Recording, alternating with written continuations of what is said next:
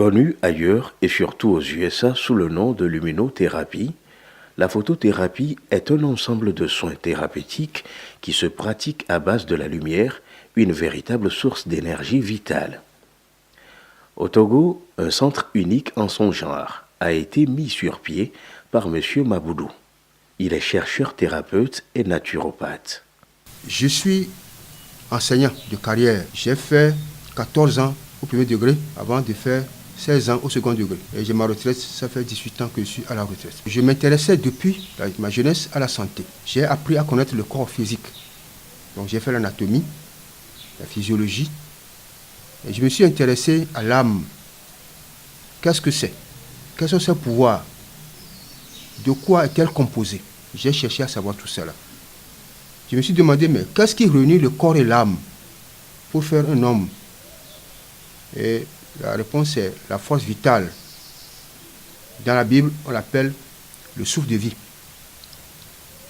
Et les Chinois l'appellent le yin et le yang. Les Indiens l'appellent le prana. Les Hébés l'appellent agbebobon. Les Kabyles l'appellent wezu. Donc c'est une énergie ionique qui est dans tout l'univers. Et quand le soleil brille, ces rayons poussent l'énergie, cette énergie-là ionique, vers la terre, vers nous. Notre âme s'approvisionne en ions pour gérer la maison, pour faire marcher les appareils. Et quand cette énergie ionique manque, il y a des pannes que nous appelons maladies. Quand nous décomposons le mot photothérapie, nous avons photo qui veut dire lumière, thérapie qui veut dire guérison. Donc la photothérapie, c'est l'art de guérir avec la lumière. Hélios, c'est le dieu grec du soleil et de la lumière. Alors, comme je travaille avec la lumière, j'ai dû donner ce nom-là à mon cabinet. Hélios, le dieu Hélios, dieu de la lumière, du soleil et de la lumière. Selon le spécialiste chercheur en photothérapie, ce genre de traitement naturel ne date pas d'aujourd'hui. Les traitements qui préexistaient, nous avons la médecine moderne, nous avons la naturothérapie, les herboristes, c'est des gens qui emploient la matière, comme l'eau, comme les calories, les chaleurs, comme l'argile, pour soigner les maladies. Bon, mais moi, je ne touche pas le corps. Dans ces matières-là, il y a des ions. Les ions que j'emploie, l'âme trouve les ions dans ces matières-là pour remédier au problème. Moi, j'emploie directement les ions. C'est la différence. Quand vous donnez des médicaments à un patient et que l'âme ne trouve pas les ions dont elle a besoin, la personne ne guérit pas. C'est pourquoi les herboristes qui chevronnés vont faire des stages. On dit à emmener la personne, c'est que la personne va dans un couvent pour se former pendant des années. Et il y a des gens chevronnés qui lui montrent les herbes, chaque herbe et ses vertus. Et quand il revient, il revient en grande pompe avec de la musique. Et quand il s'installe, il fait des miracles. Par exemple, dans ma famille, mon père guérissait avec des herbes, les névralgies, les douleurs, les névralgies, lui guérissait avec des plantes. Il connaît les plantes. Quand tu les appliques, les plantes attirent les ions qui rentrent en toi. Donc, les herbocides emploient des ions, mais bon, ils ne sont pas conscients de cela. L'âme ne tombe pas malade. L'âme manque d'énergie pour bien gérer sa maison. Et les gens sont aperçus que les rayons lumineux du soleil agissent sur l'homme pour lui apporter la santé. Vous allez voir les chats, les chiens, les chiens s'exposer au soleil. Vous allez voir quand quelqu'un est vieux, fatigué, on le fait sortir de temps en temps, on le met au soleil. Donc ceux qui ont été à l'école ont cherché à cultiver ça davantage. Quand je reçois les patients d'une manière générale, je dis de quoi vous souffrez. Et quand le patient m'expose ses problèmes, je vois les chakras défaillants. Voilà. Le chakra, c'est un terme indien. Bon, chez nous, les Hébés l'appellent so. C'est des zones de feu, des boules de feu qui sont dans l'âme. Le traitement se fait par la concentration de la lumière du jour, du soleil et même du courant électrique adouci au moyen des torches multicolores spéciales et circonstancielles qui convoient l'énergie dans le corps et le mal est éradiqué depuis sa source. Même certains maux dits incurables sont traités profondément. Nous avons fabriqué des lampes pour remplacer le soleil. Et quand nous posons ça près du patient, ça rentre. Il y a des portes d'entrée de cette énergie-là dans l'âme. Ces portes-là s'appellent les chakras. Ça fait 22 ans avec les mains pour soigner les gens. Et ça fait 15 ans que j'emploie les lampes. Et c'est plus efficace. C'est comme on remplace la houe par le tracteur. La lumière du soleil contient beaucoup de couleurs. Mais avec mes connaissances, il y a des couleurs déterminées qui agissent sur l'âme. Donc je n'emploie que ces rayons lumineux. Je ne mélange pas les couleurs. Je m'attends à voir des résultats presque immédiats. Donc les couleurs sont bien déterminées. Dans l'univers, on parle de galaxies. C'est des boules de feu qui tournent sans cesse pour distribuer de l'énergie. Les galaxies prennent de l'énergie et en distribuent. Donc en nous aussi, nous avons nos galaxies. Nos galaxies, c'est ça. C'est des boules de feu, des boules d'ions. Des boules d'ions qui tournent pour recueillir les ions de l'extérieur et les envoyer dans les cellules. C'est ça qu'on appelle des chakras. Donc il y en a en tout 12. Autour de la tête, il y en a 8. Dans le tronc, c'est 4. Quand la personne parle, je vois déjà le chakra défaillant. Et je sais quelle lumière poser devant. Et l'action commence rapidement. Les ions dont j'ai parlé, c'est les ions de tous les atomes qui rentrent dans la composition du corps. Nous avons le calcium, le sodium, le chlore, le fer. Bon, ces ions-là sont dans l'espace. Et la lumière du soleil les pousse vers nous. Donc il y a tous les éléments pour entretenir la santé. C'est pourquoi c'est une véritable pharmacie. Tout est dedans. Quand l'âme les prend suffisamment, la santé est parfaite. C'est pourquoi j'ai dénommé ma technique. J'ai dit, quand vous venez ici, vous venez à la pharmacie de Dieu. C'est Dieu qui a créé les ions. Ce n'est pas une création humaine. Donc c'est une pharmacie inépuisable. Mais il faut savoir comment puiser dans cette pharmacie-là. Ici, nous avons un atome complet. Au milieu, il y a le noyau. Autour, il y a des électrons qui tournent. Comme le Soleil est là, avec la Terre, Vénus, Mars qui tournent autour. Un ou deux électrons s'arrachent, l'atome devient magnétique. On l'appelle ion positif. Mais quand l'atome capte des électrons de l'extérieur pour ajouter au sien, il devient magnétique aussi, mais négativement. On l'appelle ion négatif. C'est l'ensemble des ions positifs et des ions négatifs qui forment la force vitale, le souffle de vie de la Bible. C'est ça que nous projetons sur l'aura. Voilà l'aura d'une personne. Voilà les chakras, voilà l'aura. L'aura les capte et les envoie dans les chakras pour distribution. Alors quand l'aura est bien entretenue, quand l'aura est bien chaude, elle capte les ions facilement. Il n'y a pas de problème. Quand vous sortez la nuit et que vous voyez une lampe électrique suspendue dans l'air, vous voyez, quand vous insistez ou quand vous persistez, vous allez voir des rayons lumineux entourer la lampe, on dirait un arc-en-ciel. C'est ça qu'on appelle halo en français. Nous aussi nous en avons, mais c'est si puissant, les éléments vibrent trop rapidement, c'est pourquoi on ne voit pas notre halo. C'est l'halo, notre halo qu'on appelle l'aura. Chaque homme a son aura, qu'on ne peut pas voir comme ça. Donc c'est le chargeur, c'est lui qui capte les ions et les envoie dans les chakras. Eux, ils sont des distributeurs. Quand l'aura est bien chaude, elle capte les ions. C'est pourquoi les vieux se lavent à l'eau chaude avant d'aller au lit. C'est pour permettre à leur âme de se recharger. Dans l'univers, il y a des zones de concentration d'énergie et de distribution.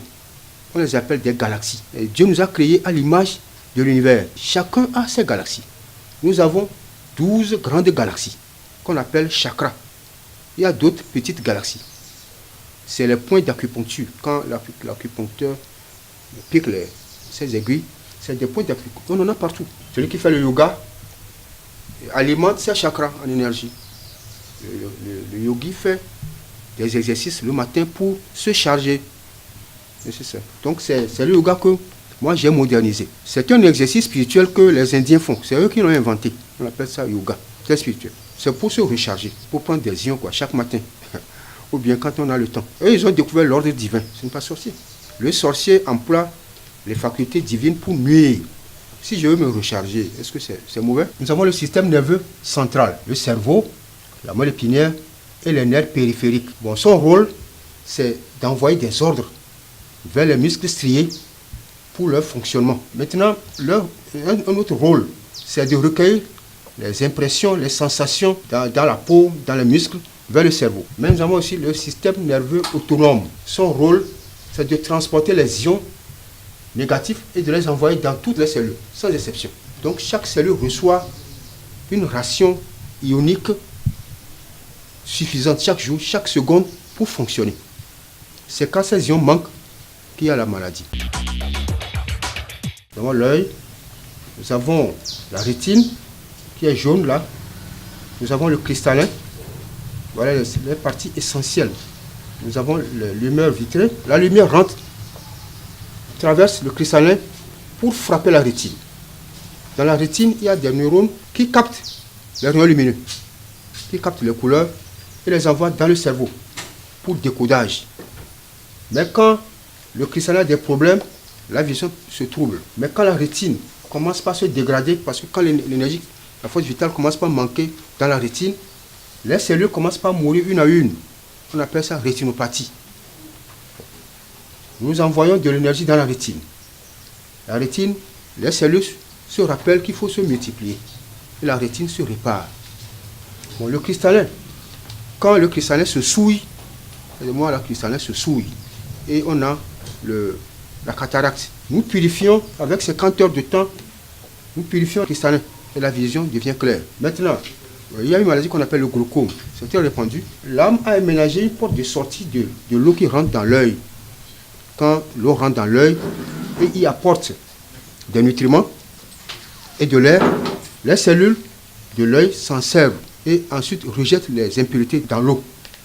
Mais la porte, là, quand la pression atteint un certain seuil, la porte s'ouvre et l'eau sort. S'il y a assez d'ions, s'il y a assez d'énergie. Mais quand les ions manquent, la porte se ferme. La porte s'appelle le trabeculum, ça se ferme et la vision se trouble. Donc l'eau exerce une certaine pression sur la rétine. L'eau presse la rétine et les neurones qui sont dans la rétine commencent par mourir un à un. Et petit à petit, la personne devient aveugle. Mais si la personne vient tôt, on envoie beaucoup d'ions dans les yeux. La porte s'ouvre quand il le faut, d'une manière spontanée, d'une manière automatique. La personne guérit comme ça du glaucome. Pour la cataracte, on envoie de l'énergie pour 50 heures au moins. Et les impuretés qui sont dans le cristallin et qui empêchent la lumière de pénétrer dans l'œil, les impuretés sont éliminées, écartées. Et la vision revient. Quand la personne vient, il dit, bon, j'ai une lampe allumée à l'intérieur. Pouvez-vous monter cette lampe-là? Si la personne dit oui, c'est ça, elle dit, ah, donc les neurones sont vivants. Mais si la personne n'arrive pas à les montrer, c'est que les neurones sont morts. Donc je ne peux pas l'assister. Ici, nous avons la grande glande qui est hypothalamus. Et il est au milieu du cerveau. Moi, je l'appelle régisseur de la maison. Donc, quand le sang passe, il a son laboratoire. Il fait des analyses pour voir la composition du sang. Donc, s'il y a des impuretés, il envoie des ordres au rein de faire sortir les impuretés. Alors, quand les impuretés sortent, la tension baisse. Donc, nous envoyons de l'énergie dans l'hypothalamus. Nous envoyons l'énergie dans tout l'organisme, tout. Quand il y a une mutation génétique dans l'hypothalamus, ça frappe l'hypophyse. Les deux travaillent en harmonie. Donc, l'hypothalamus envoie des ordres à l'utérus de relâcher le sang de temps en temps. C'est ça les règles. Mais quand l'hypothalamus est perturbé, quand il y a des mutations génétiques dans l'hypothalamus, les règles s'arrêtent ou bien ne sortent pas suffisamment. Alors on envoie ça, on envoie de l'énergie dans l'hypothalamus pour réparer les génomes. Et l'ordre revient, les règles viennent. C'est lui toujours qui envoie des ordres au sein de produire du lait. Mais quand la partie qui gère la lactation dans l'hypothalamus, quand cette partie-là est déprogrammée, le sein n'arrive plus à produire du lait du tout. Ou bien il y a des femmes qui naissent avec l'hypothalamus déprogrammé.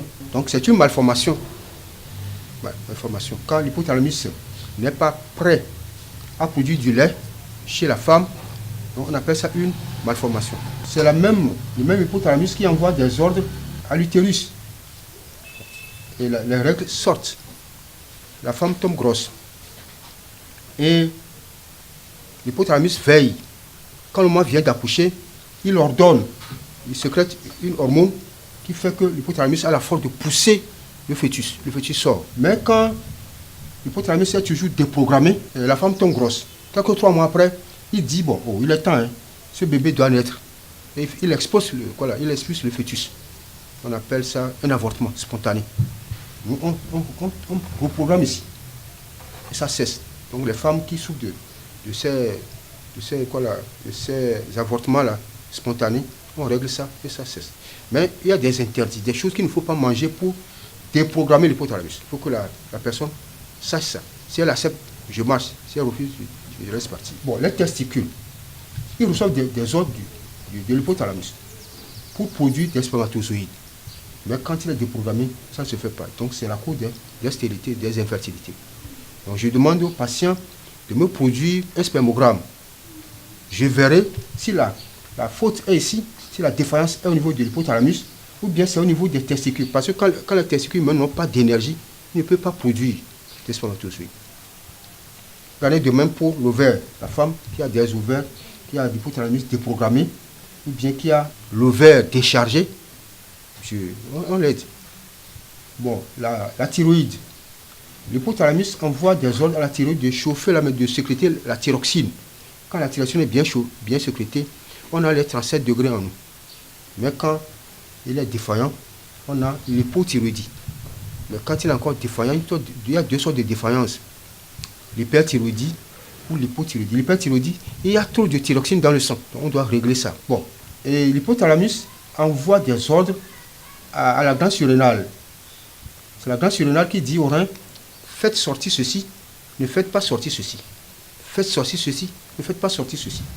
Mais quand il est défaillant, les surrénales aussi tombent en panne. Donc on recharge et l'hypothalamus et les surrénales. Il y a des hypertensions qui ne finissent pas. On doit agir ici. Bon, les reins aussi sont là pour filtrer le sang. Et parfois, il y a des tumeurs dans les reins.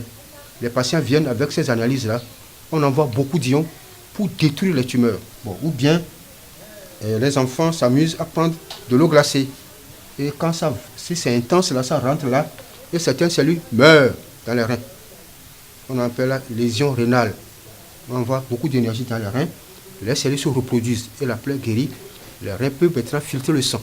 Et la tension se normalise. Donc, quand il y a des lésions rénales, il y a de l'œdème, la personne grossit, il y a de l'eau un peu partout, on appelle des œdèmes. Bon, les os, c'est l'hypothalamus qui envoie des ordres aux os pour qu'ils s'allongent, qu'ils s'épaississent comme il faut, pour nous donner la taille, la solidité qu'il faut. Mais quand il n'y a pas ici, vous allez voir des enfants nés, des enfants qui sont nés. Ils ont plusieurs années, mais ils sont nés. C'est parce qu'il y a une défaillance ici. On doit réparer. L'hypothalamus est au milieu du cerveau. C'est l'ordinateur qui gère la maison. C'est l'ordinateur que l'âme a placé. C'est de là que partent tous les ordres. Le cerveau, c'est l'ordinateur. Donc Dieu est le premier à créer l'ordinateur. Nous, on ne fait que des imitations. Ici, nous avons la peau. Quand l'hypothalamus est déprogrammé, il n'arrive pas à bien gérer la peau. Il y a des maladies comme ça. On prend tous les médicaments, mais ça ne passe pas. La personne vient, on recharge la peau, on recharge l'hypothalamus, on recharge la peau elle-même. Donc, exemple, le vitiligo, c'est une dermatose. Vous avez des taches blanches sur la peau. Il faut que je connaisse la cause de la lésion. Est-ce que c'est traumatique? Est-ce que la personne a reçu un choc qui a apporté la plaie? Ou bien comment? Il doit savoir, avant de savoir diriger la lumière. 2 neurones qui sont connectés. Voilà leur point de contact. Quand il y a traumatisme, la personne reçoit un choc. La personne fait une chute et heurte la tête contre le sol. Les neurones se détachent à l'intérieur. Donc il faut les amener à se reconnecter. On envoie de l'énergie et les cellules, les neurones se rappellent que nous devons nous rattacher. Et ils s'allongent, ils se rattachent. L'énergie est là pour rappeler aux cellules leur devoir. C'est comme ça que Dieu a créé la chose. Sans opération. Donc les gens viennent avec des analyses, des scanners. Ceux qui ont fait l'AVC, ceux qui ont fait des chutes de moto, ou bien qui ont reçu des chocs dans les véhicules, on envoie l'énergie, ils se relèvent sans problème. Bon, mais si un neurone meurt dans le système, la réparation n'est plus possible. Parce que ça fait un trou. Ça fait un trou dans le système.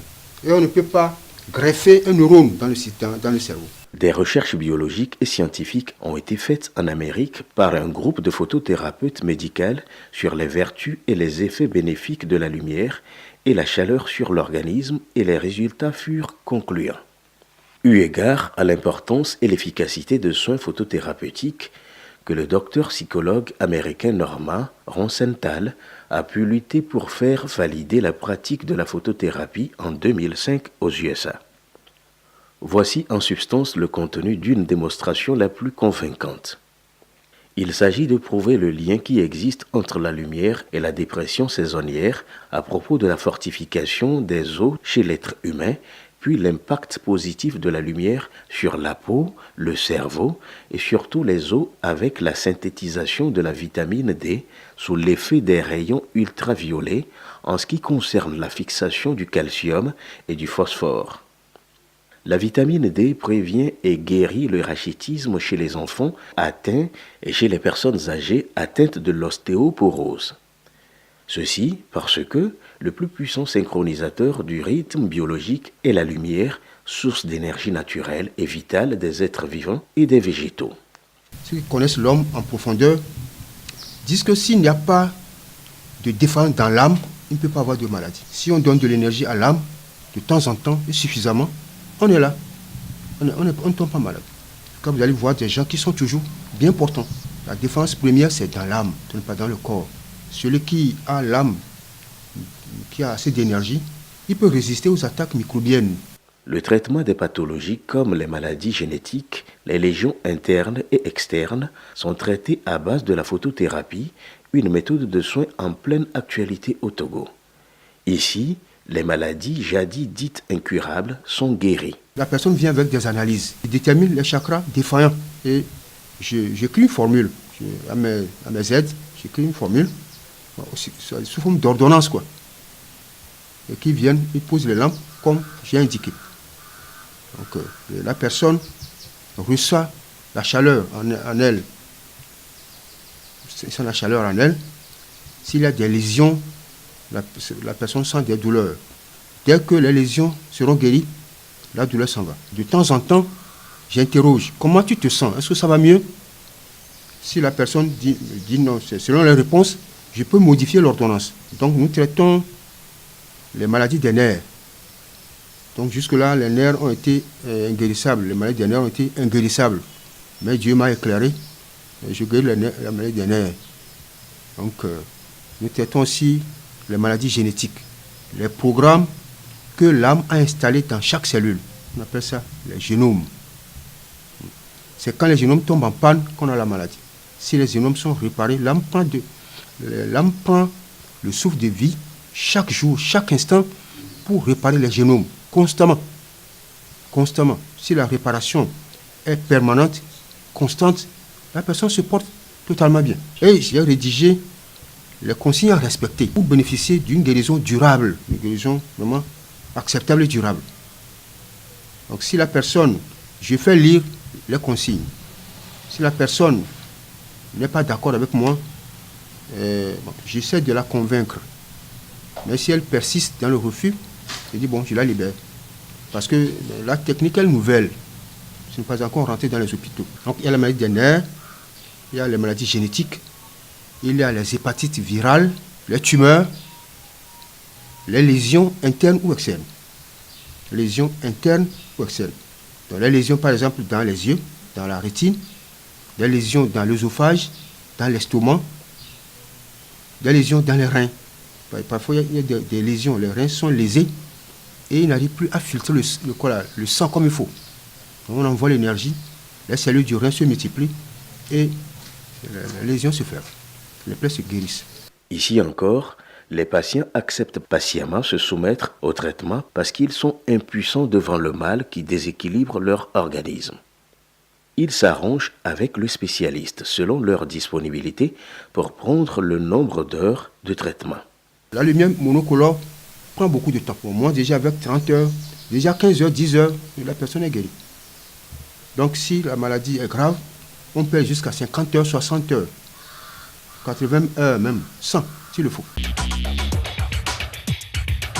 de 5 ans qui ne parle pas, qui ne peut pas se lever, donc qui ne peut pas se déplacer. Bon, je l'ai dit, les nerfs qui font mouvoir la langue ont une durée de vie très courte. Donc, nous allons recharger son cerveau. Les nerfs qui commandent la langue, le mouvement de la langue, s'ils sont encore vivants, l'enfant va parler. Sinon, on ne peut pas faire des miracles. Les jambes sont là, les muscles sont là, mais le système nerveux central n'arrive pas à véhiculer des ordres jusqu'aux muscles striés des jambes. Donc, il ne peut pas se lever. Mais au moins, il va se lever et marcher parce que les nerfs là sont là. Il lui a imputé 40 heures et il n'a pas encore fait la moitié.